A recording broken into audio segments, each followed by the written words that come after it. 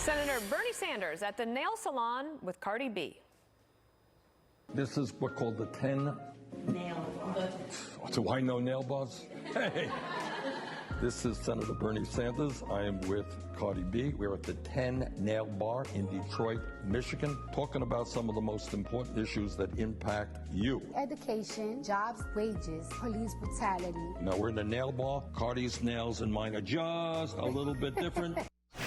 Wendy Osefo is a professor at Johns Hopkins University, a new mom as well, and a progressive political commentator.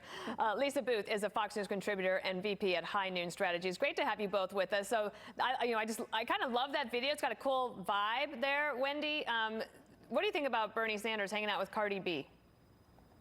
I think it's awesome. I am a Cardi B fan. I love the way she's able to speak out about political issues, and she still keeps her head grounded with what's going on in the hip-hop industry. And this is not something new. We have celebrities, we have entertainers who have continuously spoken out about issues going on in our country, and Cardi's not doing anything different. And so hats off to her, hats off to Bernie Sanders for using her platform to try to energize his base. Well, one of the things he's been doing is complaining about media coverage, right? He's complaining about media coverage.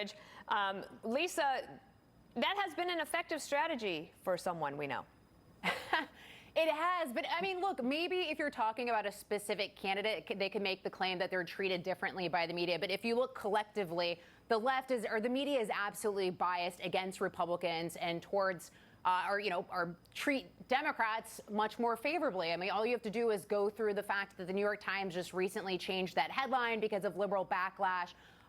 538 had a great write-up about why so many people missed 2016, pointing out that as of 2013, only 7% of journalists were Republicans. Yeah. Or you can even go now to the gun debate. In between August 4th to August 5th, Newsbusters found that the rhetoric from the news was 17-1 in favor of gun rights versus gun control versus gun rights. What do you think, Wendy, about, I think it's normal for candidates to complain about their media coverage. I really do.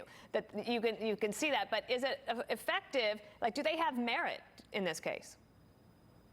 I think it's okay for us to critique the media, right? It's one thing to critique them, it's one thing to be critical of them, but I do think it's another thing for us to then turn around and say this is fake news and for people to attack the media. And that's what's different here. If Bernie Sanders is saying that he's not receiving fair airtime, or when he's high in the polls, no one is reporting about this, then that's fair. But for us to sit here and say certain things like the media is fake news and for certain journalists to be attacked, that's where we have to draw the line.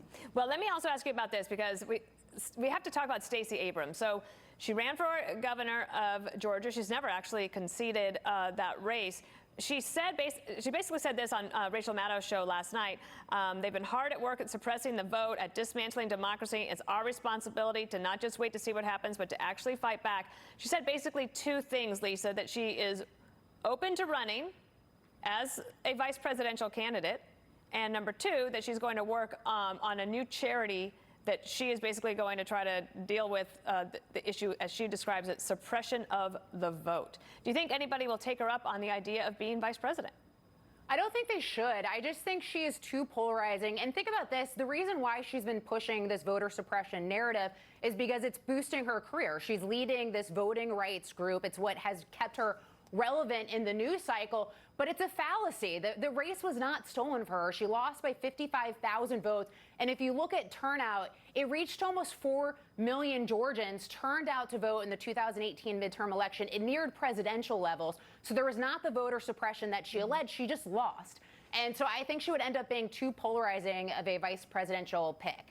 Wendy, I do know that the concept of voter suppression, it is alive and well, and there's a lot of concern from the left about that. I'll give you the last word on this.